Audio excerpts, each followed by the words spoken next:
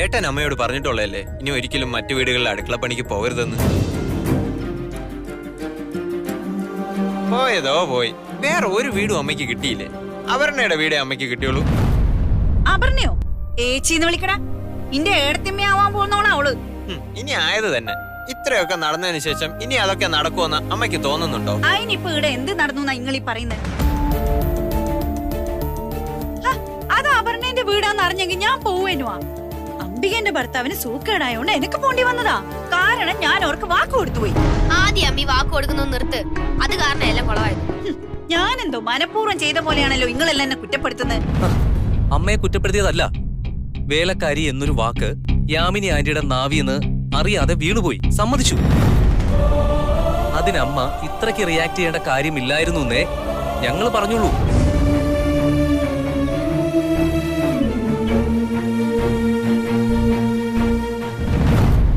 ആരായാലും അങ്ങനെ പ്രതികരിക്കൂ.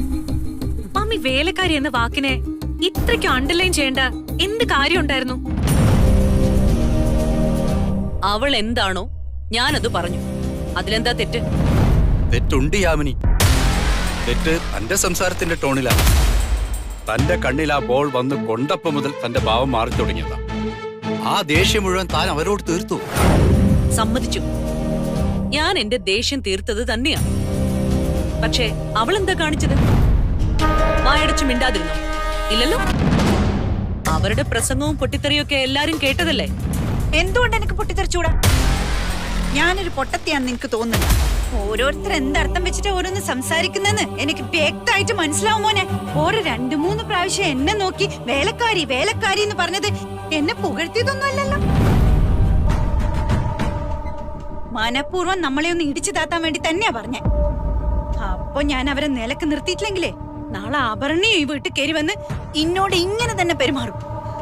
അതെനിക്ക് താങ്ങാൻ പറ്റൂല. എന്തും ഞാൻ സഹിക്കും, ഉൾക്കൊള്ളും. പക്ഷെ എന്റെ അഭിമാനത്തെ ചോദ്യം ചെയ്താ കയ്യും കെട്ടി നോക്കി നിൽക്കാൻ എനിക്ക് പറ്റൂല. ആത്മാഭിമാനം എന്ന് പറയുന്നത് എല്ലാ മനുഷ്യർക്കും ഉണ്ട്.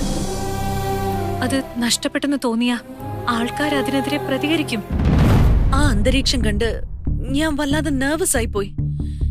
ഇങ്ങനെ ഒരു സാഹചര്യത്തിലേക്ക് നീ എങ്ങനെയാ മോളെ ചെന്ന് കയറുന്നത്?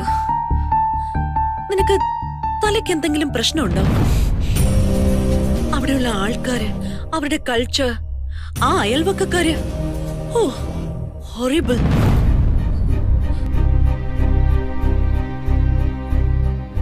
ഇവൾക്കൊരല്പം നല്ല ബുദ്ധി ഉപദേശിച്ചു കൊടുത്തൂടെ മഹേഷ്? മമ്മി പറയുന്നതിലും കാര്യമുണ്ട് മോളെ. നമ്മുടെയും അവരുടെയും ജീവിത രീതിയും കുടുംബാന്തരീക്ഷവും ഒക്കെ ടോട്ടലി വേറെയാണ്. ഇപ്പോൾ തോന്നുന്ന ആവേശത്തിൽ അതൊക്കെ ഓക്കെ ആയിരിക്കും. ബട്ട് ഇൻ ഫ്യൂച്ചർ നീ അഡ്ജസ്റ്റ് ചെയ്യാൻ ബുദ്ധിമുട്ടും. നിന്റെ ചോയ്സ് തെറ്റാണെന്ന് ഞാൻ ഒരിക്കലും പറയില്ല. Balu is A very nice boy. നല്ല പെരുമാറ്റം, വെരി ഗുഡ് ലുക്കിംഗ്. പക്ഷേ അറേഞ്ച്ഡ് മാരേജ് എന്ന് പറയുന്നത് 2 കുടുംബങ്ങളുടെ കൂടിച്ചേരലല്ലേ? അതങ്ങനെ നമുക്ക് കൂടിച്ചേരാൻ പറ്റിയൊരു കുടുംബമായിട്ട് നിനക്ക് തോന്നുന്നുണ്ടോ? നീ എങ്ങനെ അവിടെ ജീവിക്കൂ? അപ്പോ അതും ആ സുധാമണിക്കൊപ്പം. എന്റെ ഒരു നിസ്സാര വാക്കിന്റെ പേരില് ഇത്രയും ബഹളം വെച്ച് അവര് നാളെ നിന്റെ ഭാഗത്തുനിന്ന് എന്തെങ്കിലും തെറ്റ് സംഭവിച്ച ഏത് എക്സ്റ്റന്റ് വരെ പോകും? അതും അമ്മായിയമ്മയുടെ അധികാരവും കൂടി വെച്ച്. ഒരു പ്രാവശ്യം അല്ല ബാലു, ഒരു പല പ്രാവശ്യം പറഞ്ഞു. അന്നേരം ഞാൻ കമാന്നൊരു അക്ഷരം മിണ്ടിയിട്ടില്ല. പക്ഷേ എന്റെ പിടിവിട്ടു പോയത് എപ്പാന്നറിയോ? ഞാൻ ജീവന് തുല്യം സ്നേഹിക്കുന്ന, എന്നെ ഒരാൾക്കും വിട്ടുകൊടുക്കൂലെന്ന് ഞാൻ വിശ്വസിക്കുന്ന എന്റെ മക്കള് മിണ്ടാട്ടം ഇല്ലാണ്ട് ഇരിക്കുന്നത് കണ്ടപ്പാ. സഹായത്തിനൊരു മനുഷ്യനും ഇല്ലാതെ രാപ്പകല് കഷ്ടപ്പെട്ട് ഞങ്ങളെ ഇതുവരെ എത്തിച്ച ആളാ ഞങ്ങളെ അമ്മ. നിങ്ങൾ ആരെങ്കിലും പറഞ്ഞ ആന്റി അമ്മ അങ്ങനെ പറയല്ലാന്ന്? ആടെയാ ആടെയാ മക്കളെ അമ്മേന്റെ നിയന്ത്രണം വിട്ടു പോയത്. സുധാന്റി അവരുടേതായ ഒരു ചെറിയ ലോകത്ത് ജീവിക്കുന്ന ഒരു സ്ത്രീയാണ്. അവർക്ക് മനസ്സിലുള്ളത് മറച്ചു വെക്കാൻ അറിയില്ല. അതുകൊണ്ടാ അവരത്രയും സംസാരിച്ചത്. അവരെന്തു പറഞ്ഞു, അത് എന്നെ എങ്ങനെ അഫക്ട് ചെയ്തു, അതൊന്നും ഇവിടുത്തെ പ്രശ്നമല്ല. അപ്പോ കൺക്ലൂഷൻ ഇത്രയേ ഉള്ളൂ. ഞങ്ങളുടെ ഇഷ്ടത്തോടും സമ്മതത്തോടും കൂടി ഈ ബന്ധം നടക്കില്ല.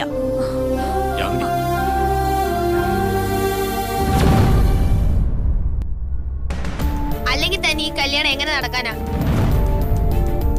ഇന്ന് നടന്ന സംസാരം മാത്രമല്ല, അമ്മയുടെ ഈ മുഷിഞ്ഞ സാരി ഒന്നാമത്തെ പ്രശ്നം. അതെങ്ങനെ? അത് മാറാനുള്ള സമയത്ത് പോയി നിന്ന് സിക്സർ അടിക്കാൻ പോയില്ലേ? കളി ജയിച്ചു, പക്ഷെ വീട്ടിൽ നടന്ന കാര്യത്തില് അമ്മ തോറ്റു. സ്നാക്സ് വിളമ്പാൻ ഞാൻ ടോൺസ് എടുത്ത് നീട്ടിയതാ. അപ്പൊ അത് ശ്രദ്ധിക്കാതെ വെറും കൈ കൊണ്ട് പ്ലേറ്റിൽ എടുത്തു വെച്ചു. ആ ആന്റി അത് തൊട്ടില്ല. അമ്മ അത് ശ്രദ്ധിച്ചില്ലേ? നേരാ, അവരൊക്കെ സ്വന്തം വീട്ടിലെ ഭക്ഷണം തന്നെ സ്പൂണും ഫോർക്കും കൊണ്ട് കഴിക്കുന്ന ടീമാ. അതൊന്നും പോരാതെ മായപ്പടക്കത്തിന് തീ കൊടുത്ത പോലെയുള്ള ഒരു കൺട്രോളും ഇല്ലാത്ത സംസാരവും. നിർത്തടി. പറഞ്ഞു കാട് കയറുന്ന ഓടിച്ചു നിന്നെ ചോമരമ പറ്റിക്ക് ഞാൻ എന്നോട് ഇങ്ങനെ സംസാരിച്ച. വലിയേട്ടൻ അപർണേച്ചിയെ മറന്നേക്ക്, അതാ നല്ലത്. ഈ കല്യാണം നടക്കാൻ പോകുന്നില്ല. മതിയാക്ക് മീനു, അത് നീയാണോ തീരുമാനിക്കുന്നത്? മാറങ്ങോട്ട്. ഇങ്ങനൊരു ചെറിയ കാര്യം കാരണം ഒട്ടിപ്പോകുന്നതാണോ നീയും അപർണയും തമ്മിലുള്ള ബന്ധം? ആണോന്ന്? നീ ഇങ്ങനെ വിഷമിക്കാനൊന്നും ഇല്ലടാ, എല്ലാം ശരിയാവും. അമ്മയല്ലടാ പറയുന്നേ. ഇന്നലെ ഇതുപോലെ പറഞ്ഞിട്ട് അമ്മ ഒക്കെ ശരിയാക്കിയതാ ഇത്തിരി മുന്നേ ഇവിടെ കണ്ടത്.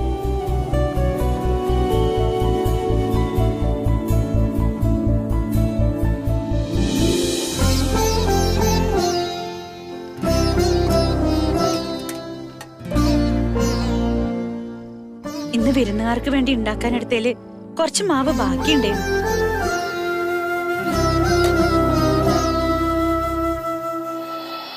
നന്നായിനാ?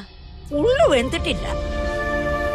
അതെയാ, എന്നാ ഒന്നുകൂടി വേവിച്ചോണ്ടരാ, അപ്പൊ ശരിയാവും. ഭക്ഷണം ഉണ്ടാക്കുന്ന സമയത്തെ മനസ്സ് ശരിയല്ലെങ്കിൽ ഇങ്ങനെയൊക്കെ സംഭവിച്ചു പോകും. എന്റെ ഇന്നത്തെ ദിവസം പോക്കേനു. ഇന്നത്തെ ദിവസം മാത്രോ? കുറച്ച് കൂടി പോയി ഇന്ന്. എന്റെ കുട്ടികളെ ജനിച്ച കാലം മുതല് ഓരോ കണ്ണിൽ നോക്കിയാ എനിക്കറിയാം അവർക്ക് വിശക്കുന്നുണ്ടോ, ദാഹിക്കുന്നുണ്ടോ, എന്തെങ്കിലും അസുഖം ഉണ്ടോന്നല്ല. ഇന്ന് 3 എണ്ണം കൂടി വളഞ്ഞു നിന്ന് എന്നോട് പറയാ അമ്മയ്ക്കൊന്നും അറിയില്ലെന്ന്. എനക്ക് ആൾക്കാരോട് എങ്ങനെയാ പെരുമാറണ്ടേന്ന് അറിയില്ലാന്ന്. എന്റെ മക്കളെ മുന്നിൽ ഒന്നിനും കൊള്ളാത്ത ഒരാളായി പോയി മാധവമ്മ ഞാൻ. അപർണേന്റെ വീട്ടുകാരെ ഒരു കുറവുമില്ലാതെ സ്വീകരിക്കാൻ പൊലച്ചക്ക് 4 മണി മുതൽ പെടാപ്പാടുപെടുക മാധവമ്മ ഞാൻ. എന്നിട്ടും ഞാൻ കാരണം എല്ലാം നാശായി. വല്ലാണ്ട് ദേഷ്യവും സങ്കടവും തോന്നുമ്പോ മനസ്സിലുള്ളത് എന്തെങ്കിലും തുറന്നു പറയുന്നല്ലാതെ ആരെയും മനഃപൂർവ്വം വേദനിപ്പിക്കാനോ ദ്രോഹിക്കാനോ ഞാൻ ഒന്നും ചെയ്യില്ല. പണ്ട് സ്കൂളിൽ പഠിക്കുമ്പോ എന്നെ ഭയങ്കര ഇഷ്ടമുള്ളൊരു സാറുണ്ടേനു, പുരുഷോത്തമൻ സാറ്. എന്റെ ഹെഡ് മാഷേനു. സാറ് എപ്പം പറയുന്നൊരു കാര്യമുണ്ട്, വാക്കുകൾ എപ്പോഴും സൂക്ഷിച്ചുപയോഗിക്കണമെന്ന്. നമ്മള് വാവിട്ട് പറയുന്ന വേണ്ടാത്ത വാക്കുകൾക്ക് വലിയ വില കൊടുക്കേണ്ടി വരുന്നു. സാറ് പറഞ്ഞത് തന്നെയാ സത്യത്തിൽ നിന്ന് സംഭവിച്ച്. എന്റെ നാവിന്റെ പേട കൊണ്ട് എന്റെ ബാലമോനെ കിട്ടേണ്ടിരുന്ന ഒരു നല്ല ജീവിതം ഇല്ലാണ്ടായി.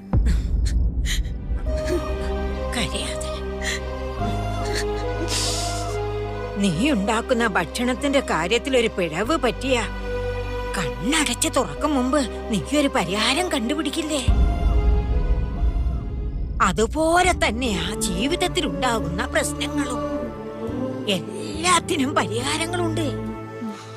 പക്ഷെ അത് നമ്മളെ തേടി വരില്ല, നമ്മളത് കണ്ടെത്തണം.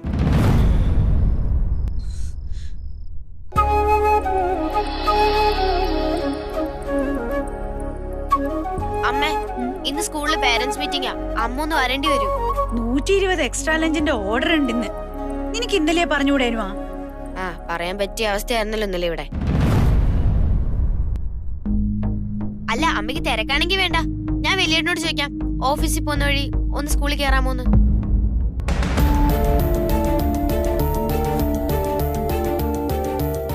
അപർണ ഇന്ന് വരുവാടാ? അല്ല, നിങ്ങൾ രണ്ടും തമ്മില് വേറെ പ്രശ്നമൊന്നുമില്ലല്ലോ, അതുകൊണ്ടാ ഞാൻ. അല്ല, ഓളെ അച്ഛൻ ഇന്നലെ പോവാൻ സമയത്ത് നമ്മളെല്ലാരും കൂടി ഒരു ദിവസം അങ്ങോട്ട് ചെല്ലണമെന്ന് വിളിച്ചിട്ടല്ലേ പോയത്? അതൊക്കെ ഒരു ഫോർമാലിറ്റിക്ക് പറയുന്നതാ അമ്മ. അപർണയോട് ഞാൻ സംസാരിക്കാടാ. വേണ്ട, സംസാരിച്ചിടത്തോളം മതി അമ്മ. ഞാൻ ഇറങ്ങുന്നു. ഏട്ടാ, ഒരു മിനിറ്റ് നിന്നേ. ഏട്ടൻ ഇന്ന് എന്റെ സ്കൂള് വരെ. വേണ്ട, ഞാൻ വന്നോളാം എന്റെ കൂടെ.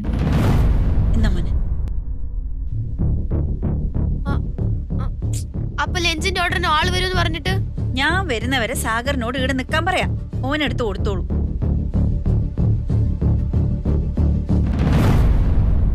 ഹലോ, സാഗർ ഫോൺ വീട്ടിൽ വെച്ചിട്ട് പുറത്തു പോയിരിക്കുന്ന പറഞ്ഞില്ലേ? അവൻ വരുമ്പോ ആര് വിളിച്ചെന്ന് പറയണം. പറയാം. ശരി. ഇന്റെ ഒച്ചെന്നാടെ ഇങ്ങനെ? എന്നാ പറ്റിയേ? ഇല്ല, ഒന്നും പറ്റിയില്ല.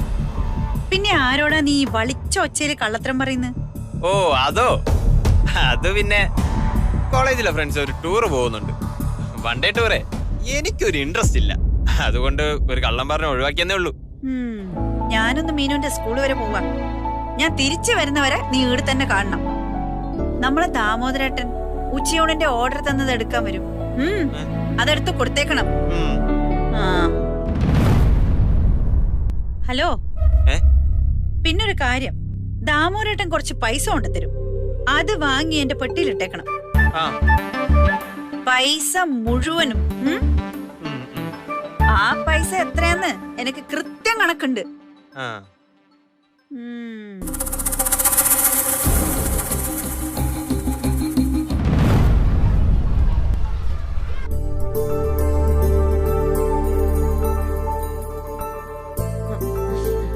ടീച്ചർ എന്ത് ചോദിച്ചാലും എസ് മേഡം ഒന്ന് മാത്രം പറഞ്ഞാൽ മതി. അല്ലാതെ നമ്മുടെ സ്ഥിരം പരിപാടി ഇവിടെ ഇറക്കി എന്നെ നാറ്റിക്കരുത്.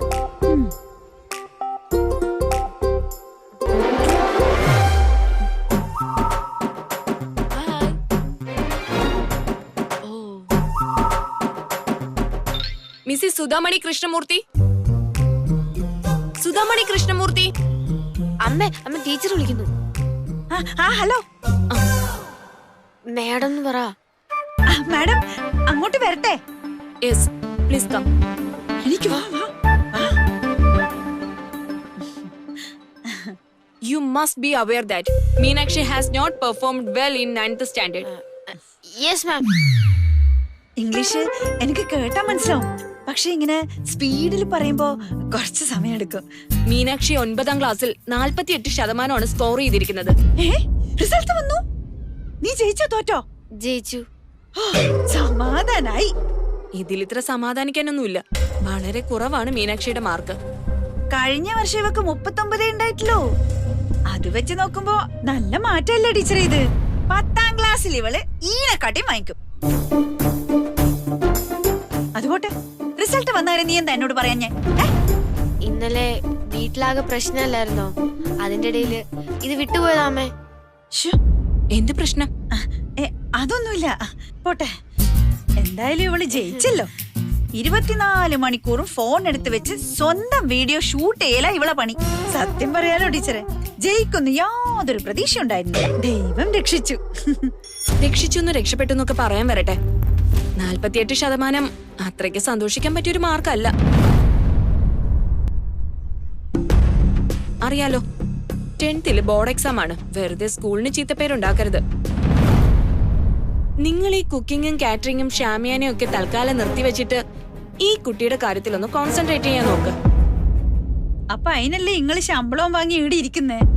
വാട്ട്? ഇങ്ങൾ പഠിപ്പിക്കുന്ന കുട്ടി തോറ്റുപോയ സ്കൂളിന്റെ ചീത്തപ്പേരിനെ കുറിച്ച് ബേജാറാവുന്നതിന് മുമ്പ് നിങ്ങൾക്ക്, അതായത് ടീച്ചർമാർക്ക് സ്വയം നാണക്കേട് തോന്നണം.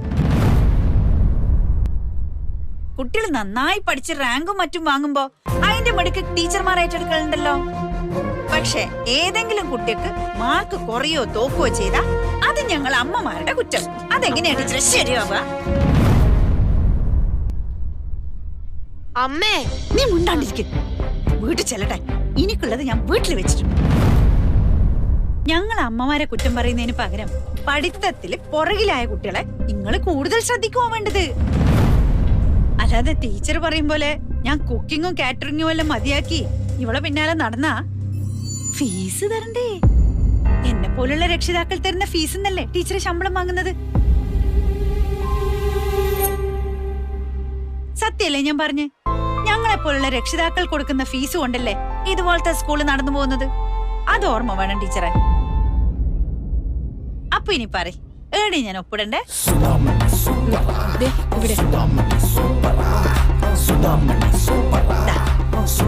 കഴിഞ്ഞ പടി.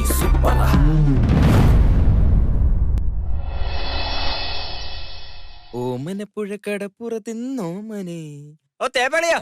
അതെ, നിന്നെക്കാളും വലിയ തേപ്പ ഈ സംസ്ഥാനത്തില്ല. എന്നിട്ടാണ് ഈ പാവം പിടിച്ച എന്നെ. പാവം പിടിച്ചവനോ? നീയോ? എടാ, ആ മാർത്താണ്ഡം പിള്ളേരെ ഒരു മഞ്ഞ ഷർട്ട് ഉണ്ടായിരുന്നല്ലോ, അതെവിടെ പോയി? അതയാൾ ഇന്നലെ രാത്രി തന്നെ ഒന്ന് കൊണ്ടുപോയി. കഷ്ടായി പോയി. അതൊരു കിടില ഷർട്ടായിരുന്നു.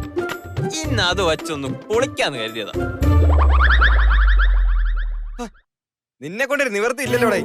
ഇത് ടെക്സ്റ്റൈൽ ഷോപ്പ് അല്ല മോനെ, എല്ലാം നിവർത്തിയിട്ട് നോക്കാൻ വേണ്ടി. കിട്ടി, ഇത് മതി. അന്നൊരിക്കൽ പിള്ള ഇതിട്ടോണ്ട് നിക്കണ കണ്ടപ്പോഴേ മനസ്സിൽ ലഡു പൊട്ടിയതാ. നടക്കട്ടെ നടക്കട്ടെ.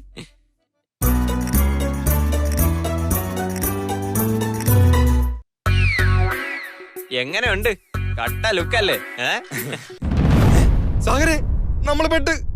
പിള്ളേച്ച് ഇങ്ങോട്ട് വരണ്. തിരിഞ്ഞു നോക്കല്. എത്ര ദൂരാടാ? ഇപ്പൊ ഒരു 15 മീറ്റർ. എവിടെ വരെ ആയി? 10 മീറ്റർ. 8. അളിയാ, ഈ പ്ലേസ് ഞാൻ എടുക്കുന്നുണ്ട്. വേഗം വിട്. ഷർട്ടൊക്കെ റെഡി ആയോടെ? സാറിന് ഷർട്ട് തേക്കാൻ തുടങ്ങുമായിരുന്നു. ഓ,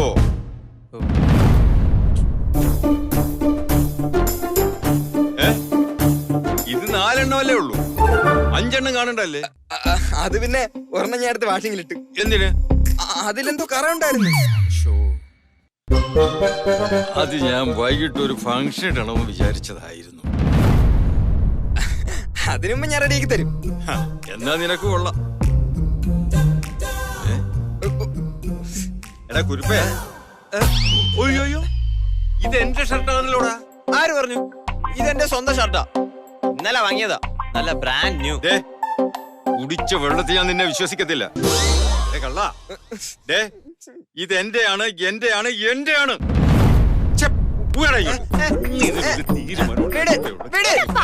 അപ്പനെന്താ വട്ടാണോ? ഈ ഷർട്ട് ഇന്നലെ ഞാൻ പാർക്ക് സ്ട്രീറ്റിൽ കണ്ടതാ. 300 രൂപയ്ക്കുള്ള വെറും തറ ഷർട്ട്. മോളെ, എന്റെ പുതിയ ബ്രാൻഡഡ് ഷർട്ട് ഇതേ ഡിസൈനാ. എന്റെ പൊന്നപ്പാ, ഇവിടെ അച്ഛനെയും അമ്മയും വരെ ഡ്യൂപ്ലിക്കേറ്റ് ഇട്ടുന്ന കാലാ. പിന്നെയാണോ ഈ ഷർട്ട്? അതെ, നിങ്ങളിതാണെന്ന് ഉറപ്പുണ്ടെങ്കിലേ നിങ്ങളെടുത്തോ, ഞാൻ വേറെ വാങ്ങിയിട്ടോളാം. ഒന്നുകൂടെ ബാർഗൈൻ ചെയ്തല്ലേ ഈ ഷർട്ട് എനിക്ക് 250 രൂപയ്ക്ക് കിട്ടും. നീ ഇട്ടേ കൂറേ, ഇനി നീ തന്നെ കിട്ടോണ്ടാ മതി, എനിക്കങ്ങും വേണ്ട. 2000 രൂപ വിലയുള്ളതാണ് എന്റെ ഷർട്ട് കേട്ടാ. 2000 രൂപ. വൈകുന്നേരം അത് ഇവിടെ കാണണം. ഇല്ലെങ്കിലേ നാളെ നീ ഇവിടെ കാണില്ല. ഈ മാർത്താണ്ഡം പിള്ളയാ പറയുന്നത്. മാർത്താണ്ഡം പിള്ളയല്ലേ, പറമയൊന്നും അല്ലല്ലോ. നീ പറഞ്ഞ ഞാൻ കേട്ടില്ലെന്ന് വിചാരിച്ചോടാ. അച്ഛനാ 11 വാടക വാങ്ങുന്നില്ലേ? ഓ, അത് ഞാനങ്ങ് മറന്നു. അവിടെ അഹങ്കാരം ഞാനിന്ന് തീർത്തു കൊടുക്കാം. അതെ, നിനക്കുള്ളത് ഞാൻ വേറെ വെച്ചിട്ടുണ്ട് കേട്ടോടാ. നിനക്ക് വേറെ പണിയൊന്നുമില്ലേ? എങ്ങനെയാ അപ്പ ഇട്ട് വട്ടിളക്കുന്നേ? ചുമ്മാ ഒരു രോമാഞ്ചം.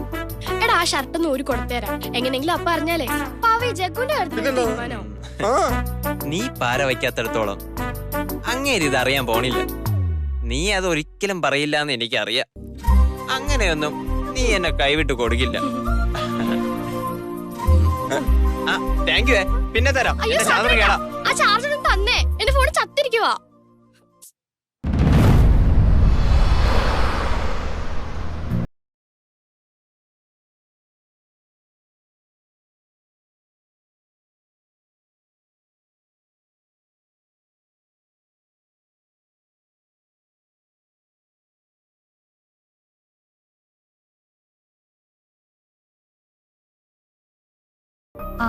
ഞാൻ കോൺഫറൻസ് ഹാളിലായിരുന്നു. കോവളത്തെ പ്രോജക്ട് എക്സ്റ്റൻഷന്റെ ഡിസൈൻ ഫൈനലൈസേഷൻ മീറ്റിംഗ് ആയിരുന്നു. അത് ഉച്ചയ്ക്ക് കഴിഞ്ഞില്ലേ? കുറച്ച് കറക്ഷൻസ് ചെയ്യാനുണ്ടായിരുന്നു. അത് അവിടെ ഇരുന്ന് തന്നെ ചെയ്തു തീർത്തു. ഉച്ചയ്ക്ക് ക്യാൻറ്റീനിലും കണ്ടില്ല. ലഞ്ച് കഴിച്ചില്ലേ? കഴിക്കണം തോന്നിയില്ല. നിനക്കും എന്നോട് ദേഷ്യമല്ലേ? എനിക്ക് ആരോടും ദേഷ്യമില്ല. ഞാൻ ആരെയും കുറ്റപ്പെടുത്തുന്നുമില്ല. പക്ഷെ എല്ലാവരുടെയും തമാശയിൽപ്പെട്ട് ഇല്ലാതായത് എന്താണെന്നും അതിന്റെ നഷ്ടം ആർക്കാണെന്നും മാത്രം ഓർത്താ മതി. അമ്മയുടെ ഭാഗത്തുനിന്ന് അങ്ങനൊരു കയ്യബദ്ധം പറ്റിപ്പോയി.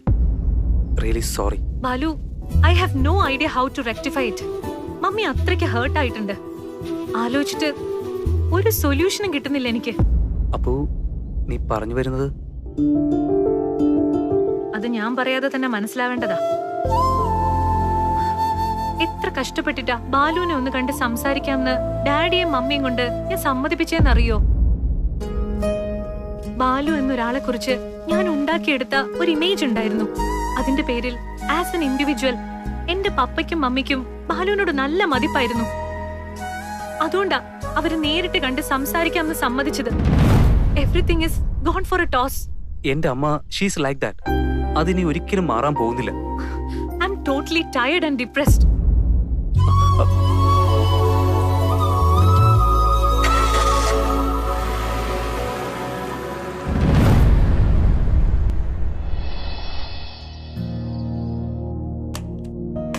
അമ്മയോട് ഞാൻ 100 വട്ടം പറഞ്ഞതാ ആവശ്യമില്ലാത്ത കാര്യങ്ങളൊന്നും വന്ന് മിസ്സിനോട് സംസാരിക്കരുതെന്ന്. എല്ലാ കാര്യത്തിനും അമ്മയുടെ കുറെ പൊട്ട ന്യായങ്ങളുണ്ട്. എന്റെ തെറ്റല്ലേ? അല്ലാണ്ട് എന്റെ കയ്യിലിരിപ്പല്ല. മര്യാദക്കിരുന്ന് പഠിച്ച് ഒരു 50% മാർക്ക് വാങ്ങാൻ പറ്റാത്തോളാ എന്റെ തെറ്റ് കണ്ടുപിടിച്ച് തിരുത്താൻ വരുന്നത്. നീ അത്രക്ക് അഭിമാനമുള്ളവളാണെങ്കിൽ കുറച്ചെങ്കിലും കഷ്ടപ്പെട്ട് ടീച്ചർമാരുടെ മുന്നിൽ തലയോർത്തി നിൽക്കാൻ പറ്റുന്ന മാർക്ക് വാങ്ങണേ. എന്റെ എല്ലാം കുട്ടിക്കാലത്ത് എല്ലാ ദിവസവും സ്കൂളിൽ പോകാൻ ഞാൻ കൊതിച്ചിട്ടുണ്ട്, അറിയോ എനിക്ക്. പക്ഷെ നടക്കൂല. ആഴ്ചയിൽ 3 ദിവസം എന്റെ അമ്മ എന്നെ വീട്ടുപണിക്ക് വിളിച്ചോണ്ടു പോകും. ആ അവസ്ഥയിൽ പോലും ഇന്നെ പോലെ 38-48% മാർക്ക് അല്ല വാങ്ങിനി. ശരിയാ, എനിക്ക് കുറച്ച് മാർക്ക് കുറഞ്ഞു പോയി. അതിന് വേണമെങ്കിൽ അമ്മ എന്നെ പണീഷ് ചെയ്യണം, അല്ലാതെ മിസ്സിന് മെക്കിട്ട് കയറുകയല്ല വേണ്ടത്. ഞാൻ പറഞ്ഞാൽ എന്താ തെറ്റ്?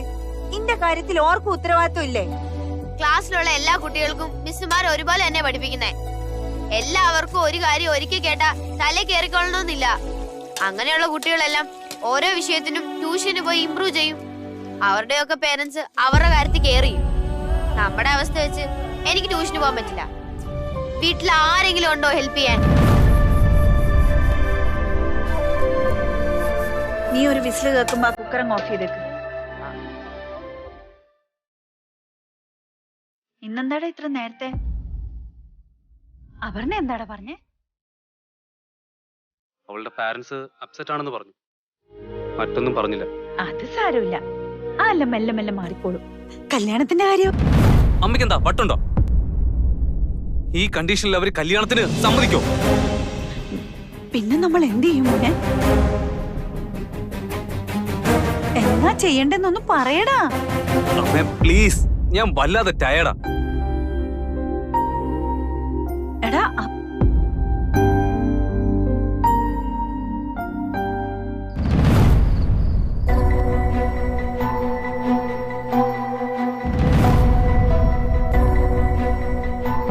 അവരുടെയൊക്കെ പേരൻസ് അവരുടെ കാര്യത്തിൽ കെയർ ചെയ്യും. നമ്മുടെ അവസ്ഥ വെച്ച് വീട്ടിൽ ആരെങ്കിലും ഉണ്ടോ ഹെൽപ്പ് ചെയ്യാൻ? അമ്മയ്ക്ക് എന്താ വട്ടുണ്ടോ? ഈ കണ്ടീഷനിൽ അവര് കല്യാണത്തിന് സമ്മതിക്കോ?